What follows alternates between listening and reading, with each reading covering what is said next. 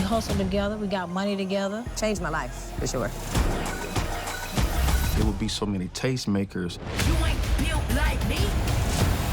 This is the greatest strip club I've ever seen in my life. You ain't built like me.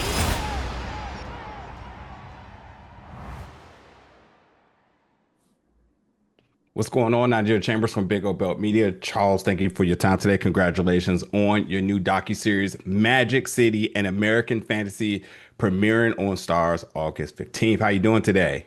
I'm doing good. It's nice to meet you, man. Thank you. Absolutely, absolutely. Let's go ahead and hit the hard-hitting questions. Now, what would you say is your average of how much you spent in Magic City? No, I'm just playing. It's great. Yeah, it's great. Way to kick it off. Yeah, I love it. Obviously, when you're covering, 46 years of Magic City, I want to know exactly about how much would you say was left on the cutting block to get it down to 2 hours and 2 hours and a half. Yeah, sure. Yeah, I mean, it's funny. There's the short answer is a lot, and because we wanted to cover so much history, but we also had all these different sort of thematic focuses that we wanted to present as well.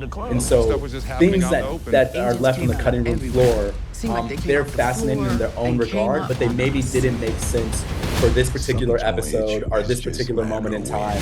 And because everyone from your Shaq and Drakes of the world down to someone that you meet like at the grocery store, everyone's got a Magic City story, right? So it's like how do we condense this into something that feels cohesive and not just sort of all consuming?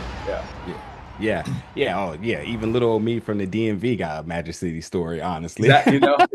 Yeah. I was honestly waiting to hear somebody say, "Yeah, I caught a bus and got right off the bus and went to Magic City." So I could be like, "Yeah, me too, me too." There are those stories on the cutting room floor. Absolutely. Yeah. All right, there you go. I feel validated.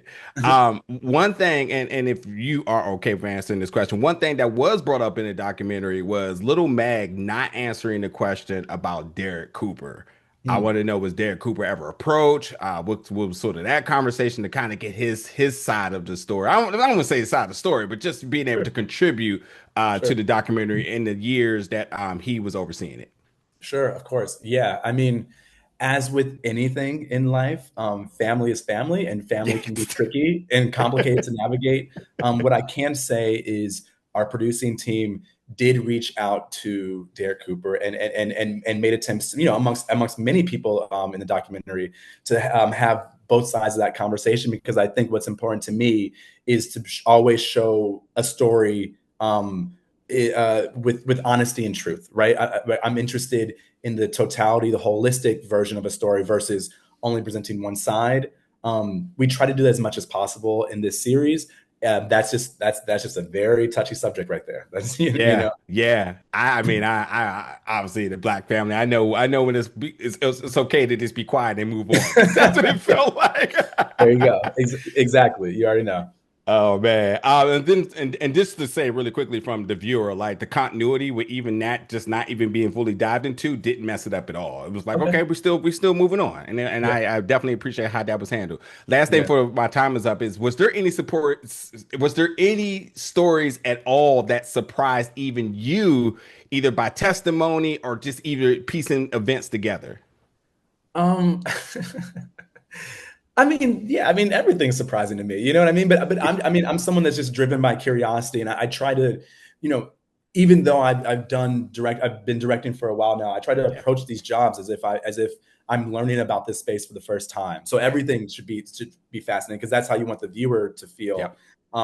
I will say, there's a in episode 4, there's a fun little interstitial where Gigi McGuire, aka Miss Show Me the Money, is talking about all the tactics that the dancers and girls use to basically scheme in and out of their money.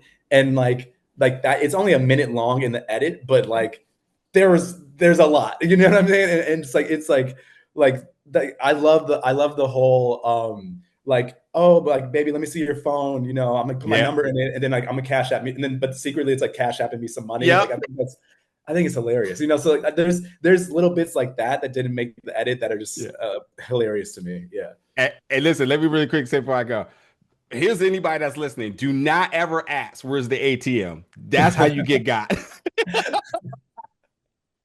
There you go. Yeah, you know, tricks of the trade. Absolutely. As bear witness of my own failure there. But truly, no, you're right. As a fan, I went in there, and as all I know about this establishment from over the years, I learned Mhm. so much, and you did a fantastic job. That's I'm great. very, very much a fan of your work, and you were absolutely the right person to helm this project. Thank And you. much congratulations and success to you beyond this. But in the meantime, folks got to check out Magic City, the American Fantasy, premiering on Stars August 15th. It's been a pleasure talking to you today, brother. You as well. You as well. Talk soon. Absolutely. I